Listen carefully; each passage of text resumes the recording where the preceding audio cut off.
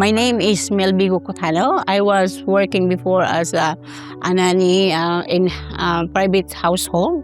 I worked for 3 years and then until I was diagnosed cancer. I remember when I had the result December, almost Christmas Day. I remember because what about my work? You know, the children, because I love them. I'm sorry that you had that. And the first week, I don't want anyone to speak to me, to say, oh, I'm sorry, and cry. Because, you know, when you meet friends, they say, oh, what happened to you? You have to repeat. And I stopped working. I feel like, hello, so financially, how are you survive? What you can pay your bills, you know, and you don't know where you can ask, how can I do this? And I went to Macmillan because they said, oh, you have to go to Macmillan because they can help you. She said, okay, I can refer you, Jamie Palmer. Yeah.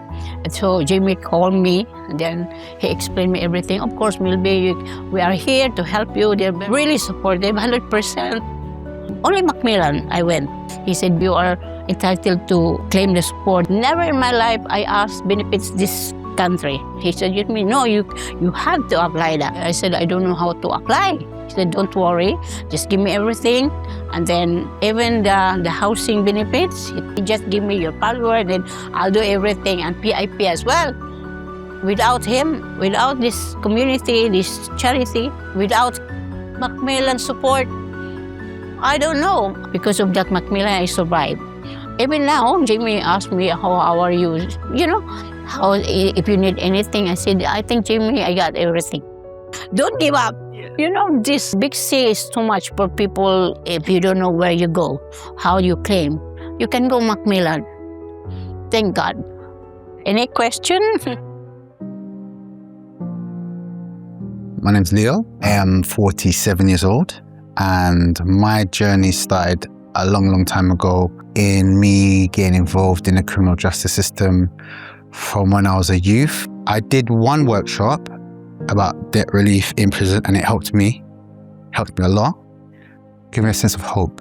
A lot of debt is built up in prisons. Debt can force people into addiction as a coping mechanism. So it stems a problem on top of another problem, top of another problem. Yeah, it's once you hit that prison cell, you're very limited to what you can do. My biggest problem going in prison, because I'm a provider, was providing for my family, rent, bills. You start overthinking, overstressing, getting anxious, worrying about how can I make money to provide. Money worries definitely affected my relationships with family members, my partner, my children. Yeah, a lot of issues with friends. I felt ashamed because in the circle of people I hang around with, being in debt is seen as a kind of weakness. There was many points in my life that I avoided asking for help. It's definitely a stigma.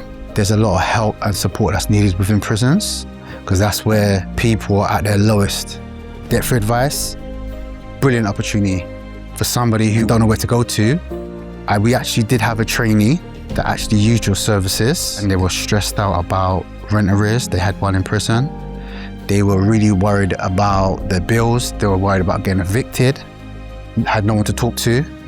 And debt-free advice helped it from the beginning of making that phone call to them putting a support plan in place, a payment plan in place, and getting in contact with the court. And he's sleeping well now. He's not getting no stress, he's not getting no anxiety. If I would have had the support before I left prison, I would have come out prepared, ready, knowing what to do. Don't be ashamed. There's nothing to be ashamed of.